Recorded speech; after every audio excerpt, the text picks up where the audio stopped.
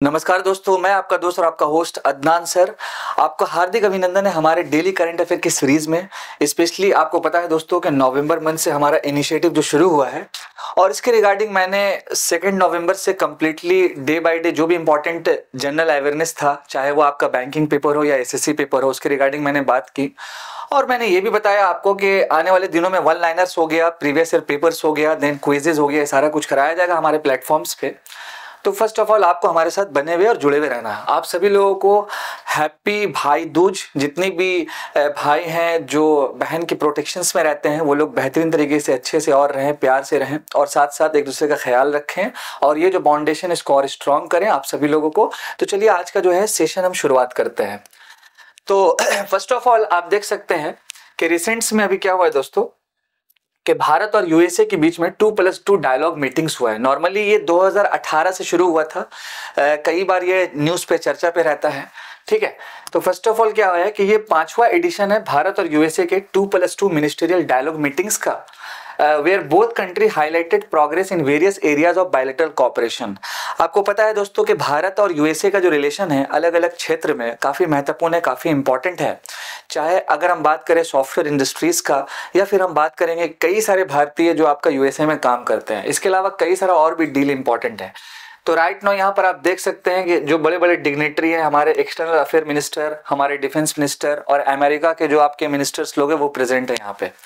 But सवाल ये है दोस्तों कि ये जो 2+2 का मीटिंग है एक्चुअल में है क्या। तो यहाँ देख सकते हैं कि it signify the participation of 2 high level representatives, ministers holding foreign and defense portfolios, remember, ठीक है, from each of the 2 country who aim to enhance the scope of dialogue between them। मतलब इस पार्टिकुलर मीटिंग से सबसे important महत्वपूर्ण बात यही है कि भारत और यूएसए का जो रिलेशन है अलग अलग फील्ड्स में उसको कैसे और अच्छा से बढ़ाया जाए और स्पेशली जो डिफेंस का डील होता है उसको कैसे और अच्छा सा कोऑपरेट किया जाए।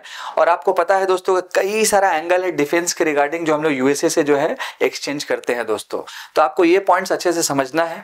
इसके बाद आपका भारत और 2+2 का अगर हम पार्टनर की बात करेंगे, the USA is India's oldest and most important 2+2 talks partner. Additionally India has held 2+2 meetings with the ministers from, जैसे भारत ने और भी कंट्री से जो है हेल्ड किया है, जिसमें दो जो है भारत के मिनिस्टर होते हैं, 2 जो है आपके अदर कंट्री के जो भी मिनिस्टर्स होते हैं। तो जापान के साथ, ऑस्ट्रेलिया के साथ, यूनाइटेड किंगडम के साथ और रशिया के साथ दोस्तों, ठीक है। इसके साथ साथ दोस्तों नेक्स्ट हमारा जो इंपॉर्टेंट इवेंट्स है कि shift from physical to digital gold, यानी कि जो हम लोग फिजिकल गोल्ड का यूज करते हैं उसको डिजिटल गोल्ड में हम लोग शिफ्ट कर रहे हैं दोस्तों। आप लोगों को पता होगा कि रिसेंट्स में रिजर्व बैंक ऑफ इंडिया ने काफ़ी सारा जो है गोल्ड जो है खरीदा, अपने रिजर्व्स को बढ़ाया। कमेंट सेक्शन में आप जरूर बताएं कि आरबीआई जो गोल्ड खरीदती है तो भारत में कौन सा वो प्लेस है जहां पर वो रखती है दोस्तों। और इसके साथ साथ इसके रिगार्डिंग एक इंपॉर्टेंट पॉइंट और एडिशनल है गिफ्ट सिटी के नाम से, GIFT, तो उसका फुल फॉर्म भी जरूर आपको बताना है। तो रिसेंट्स में जो ये शिफ्टिंग चल रहा है कि gold exchange traded fund which is called ETF, which is most important. So gold mutual funds and sovereign gold bonds, ये काफी न्यूज पे रहता है दोस्तों, have become very popular over physical gold, ठीक है, which comes with its own challenges especially regarding its storage and safety. देखिए होता क्या है दोस्तों कि अगर आप डिजिटल जो भी चीज स्टोर कर रहे हैं तो सबसे बड़ा कंसर्न होता है कि वो सेफ है कि नहीं है, ठीक है। तो डिजिटल कोई भी चीज है या कोई भी सामान है तो सबसे बड़ा कंसर्न क्या है दोस्तों हमारा कि वो सेफ है कि नहीं है, पहला पॉइंट। तो इसके रिगार्डिंग कुछ इंपॉर्टेंट जो है न्यूज अभी जो है आया है कि हम लोग स्विच कर रहे हैं नॉर्मली। और अगर हम बात करेंगे गोल्ड के लिंक का हमारे इंडियन हाउस होल्ड्स में, तो आप सभी को पता है कि भारत में कई सारे जो महिलाएं हैं अलग अलग कम्युनिटी से, तो उनको सोना पहनना बहुत ज्यादा पसंद होता है दोस्तों। तो उसका लिंकिंग समझ लेते हैं कि as per Jefferies report 15.15% total Indian household assets as of March 2023 are in gold. यानी कि भारत में अगर हम बात करेंगे जितने भी हाउस होल्ड्स है तो वहां पर एसेट्स यानी कि ओन प्रॉपर्टीज की बात करेंगे तो उसमें से 15 से 15.5% जो आपका नॉर्मली क्या है कि वो गोल्ड के फॉर्म में है दोस्तों, ठीक है। इसके बाद जेफरी क्या है, तो जेफरी एक US based investment banking and capital market firm है। इसके साथ साथ ये कई सारे रिपोर्ट्स और भी चीज़ें जो है बनाती है नॉर्मली, जो भी इन्वेस्टर्स हैं इसके रिगार्डिंग अलग अलग कंट्रीज में ये सारा रिपोर्ट्स ये रेडी करती है। इसके बाद दोस्तों अगर हम बात करें गोल्ड के शेयर का तो second only to real estates which accounts for 50.7%। Gold का जो शेयर है रियल एस्टेट्स में भी लगभग 50% से ज़्यादा है दोस्तों। बैंक डिपॉजिट्स में बात करेंगे तो 14% है, इंश्योरेंस में 5.9%, प्रोविडेंट एंड पेंशन फंड में 5.8, इक्विटी में 4.7 और कैश के रूप में देखा जाए तो 3.4% है दोस्तों। इसके साथ साथ 10 से 12% जो एलोकेशन है अलाउ होता है इन्वेस्टर्स को lower risk without impacting overall portfolio returns, ठीक है। तो अब ये जो शिफ्टिंग चल रहा है और इसके रिगार्डिंग मैंने लिंक्स आपको जो शेयर बताया, लिंक्स बोले तो जैसे गिफ्ट सिटी के नाम से और रिसेंट में आरबीआई ने जो खरीदा है, तो गोल्ड का बहुत बड़ा महत्वपूर्ण है और आपको पता है कि ये एक इंटरनेशनल एसेट है जो आसानी से इजिली एक्सेप्टेबल होता है दोस्तों, ठीक है।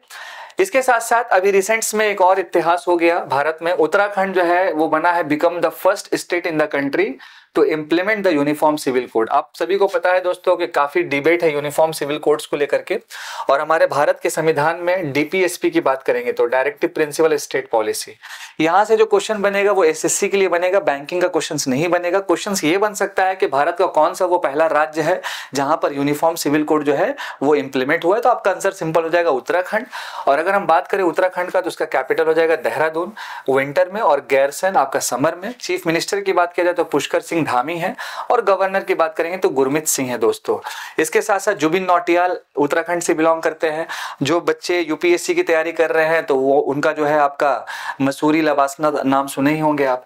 तो यहाँ पर डीपीएसपी की अगर हम बात करेंगे यूनिफॉर्म सिविल कोड में तो ये हमारे भारत के संविधान में आर्टिकल नंबर 44 के अंदर आता है। तो ये एसएससी का इंपॉर्टेंट टॉपिक है जो आपको मिस नहीं करना है, कई बार क्वेश्चन पूछा जाता है।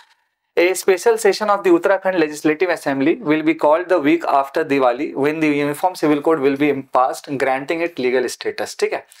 इसके साथ साथ इसका जो मेन ऑब्जेक्टिव है पास करने का कि to strengthen the social fabrics, यानी समाज में जो है सोसाइटी में फैब्रिक्स को स्ट्रॉन्ग करना, to promote gender equalities and help fight economic social and religious inequalities. Remember, अच्छा देखिए दोस्तों, इसके रिगार्डिंग क्या है कि भारत के संविधान में कई सारे इंपॉर्टेंट आर्टिकल्स भी है। जैसे फंडामेंटल राइट्स में बात करेंगे तो आर्टिकल 14 हो जाएगा, 15 हो जाएगा डिस्क्रिमिनेशन को लेकर के।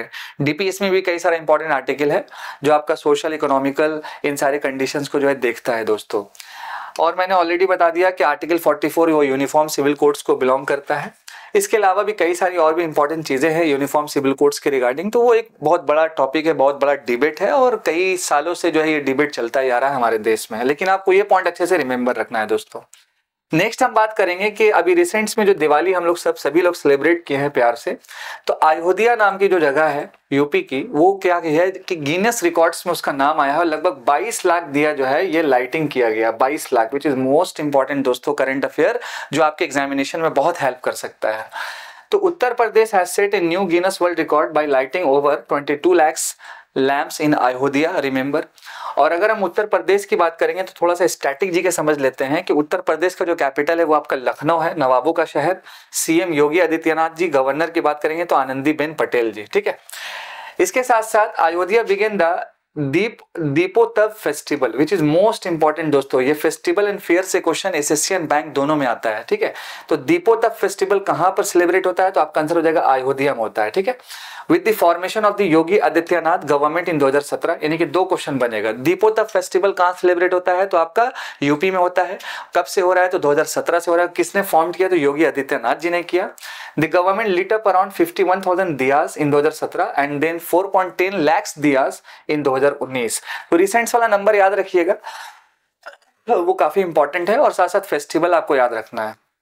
नेक्स्ट अगर हम बात करेंगे तो जापान में एक नया जो है आइलैंड फॉर्म्ड हुआ है दोस्तों आफ्टर एन अंडर सी वोल्केनो एरप्शन, यानी कि समुद्र के नीचे कुछ वोल्केनो एरप्शंस हुआ था, उसके रिगार्डिंग एक नया आइलैंड फॉर्म्ड हुआ है। तो ये काफी इंपॉर्टेंट न्यूज है दोस्तों।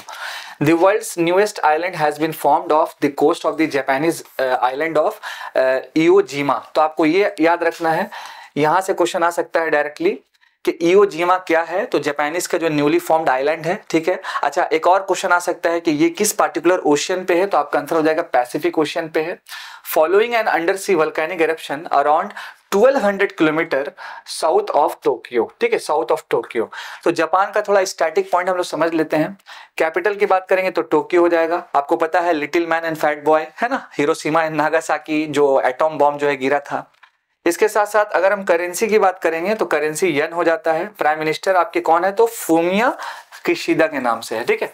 और ये आपको अच्छे से याद रखना है दोस्तों, विच इज मोस्ट इंपॉर्टेंट, इओमा जीमा, ठीक है। Next one IMF which is called international monetary fund. अब ये जो टॉपिक है दोस्तों वो आपका बैंक एंड एसएससी दोनों में इंपॉर्टेंट है और खासकर बैंकिंग के लिए ज्यादा इंपॉर्टेंट है।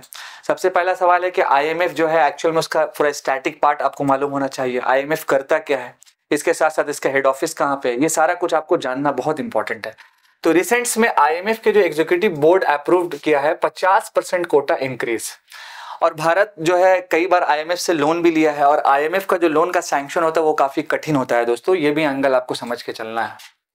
तो यहाँ पर क्या है दोस्तों कि the executive board has approved a proposal to make a 50% increase in the quota allocated to members in proportion to their current quotas. Remember the proposal has come after the guidance from the IMF committee at 2023 annual meetings, यानी कि सालाना जो meeting होता है उसमें ये proposal दिया गया और 50% से ज्यादा का सीलिंग बढ़ाया गया। Presently India has a Kota of special drawing rights SDR। देखिए दोस्तों क्या है कि अगर हम किसी भी पार्टिकुलर कंट्री से या फिर किसी भी पार्टिकुलर ऑर्गेनाइजेशन से लोन्स लेते हैं तो कई सारा इंपॉर्टेंट क्राइटेरिया होता है। तो जिसमें IMF का एक क्राइटेरिया होता है SDR special drawing rights which is most important. कई बार क्वेश्चन पूछता है कि SDR जो इनिशिएटिव है किस ऑर्गेनाइजेशन का है, तो आपका आंसर हो जाएगा IMF का है, ठीक है, ऑफ 13,114.4 million, ठीक है, और this means India has a share of 2.75%। The proposal will be effectively only after the consideration and voting by the board of governors. IMF की बात करेंगे तो इसका फाउंडेशन हुआ था 1945 में। हेडक्वार्टर की बात करेंगे तो वॉशिंगटन DC। मैनेजिंग डायरेक्टर कौन है, तो क्रिस्टालिना जॉर्जीवा, यानी कि ये बुल्गारिया की रहने वाली हैं। फर्स्ट डेप्यूटी MD की बात किया जाए तो गीता गोपीनाथ, ये भारतीय हैं। चीफ इकोनॉमिस्ट की बात अगर हम करेंगे तो पियरी ओलिवियर गॉरिंचस, ये फ्रांस से रिलेटेड है इनका, और मेंबर कंट्री में 190 है। एंडोरा भी रिसेंट्स में जो इसमें ऐड हुआ है दोस्तों। एक कंप्लीट इंफॉर्मेशन मैंने आपको इसी के थ्रू दे दिया ओवरऑल। भारत और एशियन डेवलपमेंट बैंक ने साइन किया है $400 मिलियन का loan to support urban reform agenda, ठीक है, urban reform agenda. The Indian government has signed a $400 million policy based loan agreement with the Asian Development Bank which is called ADB। अब देखिए जब भी इस तरह का कोई भी ऑर्गेनाइजेशन के बारे में पढ़ेंगे तो आपको जानना जरूरी हो जाएगा कि इसका हेड ऑफिस कहाँ पे, इसका सेटअप कब हुआ, करंट में कौन इसका हेड है, लोन्स का क्या क्राइटेरिया होता है, भारत ने कितना लोन दिया, तो ये सारा एंगल आपको पढ़ना पड़ेगा दोस्तों। तो रिसेंट्स में भी ये साइंड हुआ है तो डायरेक्ट क्वेश्चन बनेगा कि भारत में रिसेंट्स ने अभी कौन सी ऑर्गेनाइजेशन से $400 मिलियन का डील किया है, तो आपका आंसर हो जाएगा एशिया डेवलपमेंट बैंक से किया है। नेक्स्ट अगर हम बात करेंगे रिसेंट्स में जो लोन अप्रूव्ड हुआ है एशियन डेवलपमेंट बैंक का, तो देखिए $181 मिलियन हुआ है improve Ahmedabad peri urban areas के लिए। उसके साथ साथ नेक्स्ट हुआ है आपका चाइल्डहुड डेवलपमेंट इन मेघालय के लिए। नेक्स्ट आपका हुआ है दोस्तों राजस्थान के लिए, इसके बाद आपका हिमाचल प्रदेश के लिए, बिहार के लिए, और लास्ट है आपका राजस्थान के लिए। तो ये काफी इंपॉर्टेंट है दोस्तों, ये tag line which is most important दोस्तों, ठीक है। नेक्स्ट हम बात करेंगे स्पोर्ट्स के regarding. Canada von it's first Billie Jean King cup. देखिए जब भी इस तरह का न्यूज रहे ना तो पहला ये कोशिश कीजिए कि ये पार्टिकुलर स्पोर्ट्स किस फील्ड से एसोसिएटेड कर रहा है, ये जो कप है जो भी है, ठीक है। तो देखिए Leylah Fernandez and Marina Stakusic won their singles matches as Canada beat Italy 2-0 to claim its first ever Billie Jean King Cup, ठीक है। Canada captained by Heidi El Tabakh became the 13th nations to win the Billie Jean King Cup and the second consecutive new champion after Switzerland won in Glasgow 12 months ago. The Canada men's team is the current Davis Cup champions, ठीक है। ये भी important point है, comment section में जरूर आप बताएं कि डेविस कप किस स्पोर्ट से रिलेटेड है। The biggest team competition in women's tennis started 2 days after the end of the WTA finals in Cancun, Mexico, which featured the top 8 players on the tour, including winner Iga Swiatek। ये काफी news पे था दोस्तों, recent में भी Iga Swiatek का जो नाम आप देख रहे हैं। नेक्स्ट हम बात करेंगे चिल्ड्रंस डे का 14 नवंबर। जैसे कि मैंने पहले ही बताया कि हमारा जो आज का सेशन है उसमें 14 और 15 नवंबर दोनों पे डिस्कस किया जाएगा। तो 14 नवंबर को नॉर्मली दोस्तों हम लोग चिल्ड्रंस डे सेलिब्रेट करते हैं। अगर हम बात करेंगे इंटरनेशनल चिल्ड्रंस डे का तो 21 नवंबर को किया जाता है, और हम भारत की बात करेंगे तो 14 नवंबर को किया जाता है। और स्पेशली हम लोग इसको क्या बोलते हैं, बाल दिवस बोलते हैं दोस्तों। 14 नवंबर इन इंडिया और 21 नवंबर जो कहाँ पे है तो इंटरनेशनल है, ठीक है।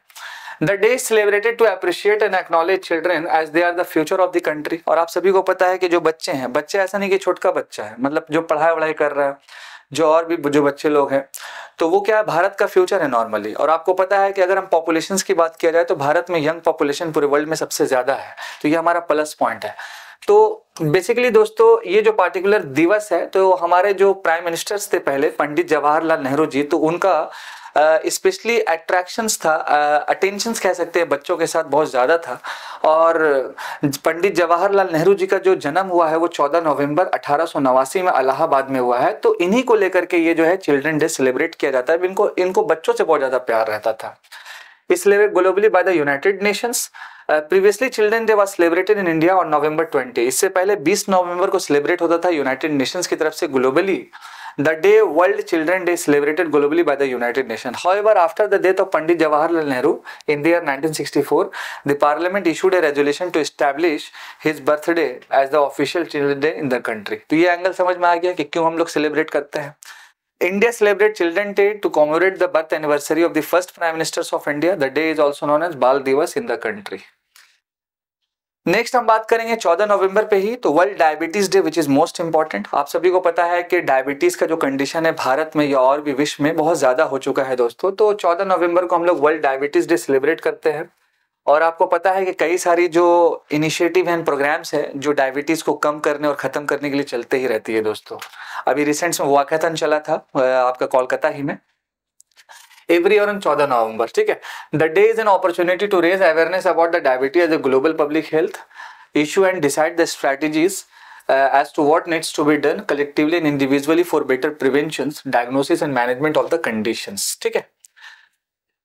अगर हम बात करें एस्टैब्लिशमेंट का, तो 1991 में हुआ by the International Diabetes Foundations and the World Health Organization. World Diabetes Day gained official recognition by the United Nations in 2006। तो ये भी एंगल आपको अच्छे से समझ के चलना है।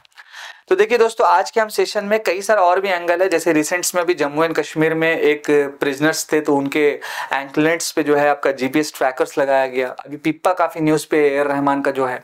इसके साथ साथ आज का ही दिन जो है वर्ल्ड कप का सेमीफाइनल है भारत और न्यूजीलैंड के बीच में। इसके साथ साथ कई सारे और भी इंपॉर्टेंट इवेंट्स है, पॉल्यूशंस को लेकर के है। और सबसे खास बात आज का है कि आज भाई दूज है, जो बहुत बड़ा त्यौहार है हमारे बंगाली भाई बहनों का। तो आप सभी लोग अच्छे से रहे, स्वस्थ रहे, हमारे साथ बने हुए रहे। मैं आपका दोस्त और आपका होस्ट अदनान सर। इसी तरह से वीडियोस हमारा कंटिन्यूअसली अब आता रहेगा, बस आपको हमारे साथ जुड़े हुए रहना है और जो भी हमारा प्रोग्राम है उसको सपोर्ट करना है। Thank you so much. जय हिंद दोस्तों।